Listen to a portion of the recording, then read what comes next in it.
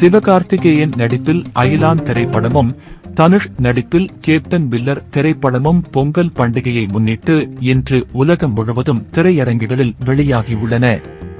தமிழ்நாட்டில் மட்டுமின்றி உலகம் முழுவதும் இந்த இரண்டு திரைப்படங்களும் மிக பெரிய எதிர்பார்ப்பு பெற்றுள்ளது. இந்த இரு திரைப்படங்கள் மட்டுமின்றி தமிழில் அருண் விஜய் நடிப்பில் மிஷன் மற்றும் விஜய் சேதுபதியின் மெரி கிறிஸ்துமஸ் உள்ளிட்ட படங்களும் இன்று வெளியாகியுள்ளது.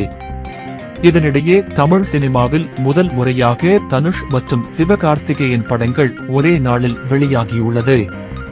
இதில் அயலான் திரைப்படத்தில் சிவகார்த்திகேயன், ராகுல் பிரீத் சிங், இஷா கோபிகர், யோகி பாபு, கருணாகரன், பானுப்பிரியா, பாலா சரவணன் என பெரிய நடிகர்கள் பட்டாளத்துடன் ஆர் ரவிக்குமார் இந்த படத்தை இயக்கியுள்ளார்.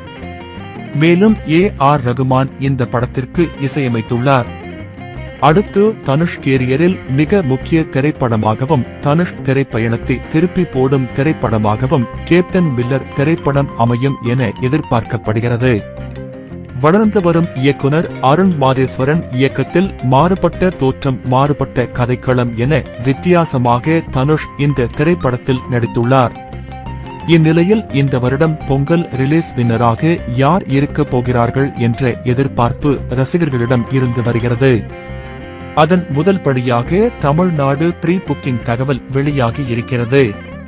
அதன்படி முதல் நாள் நிலவரப்படி அயலான் திரைப்படம் 2.5 கோடி வசூல் செய்துள்ளது என்றும் கேப்டன் மில்லர் திரைப்படம் 3.5 கோடி என்ற கணக்கில் ப்ரீ புக்கிங்கில் முன்னிலை வகிக்கிறது.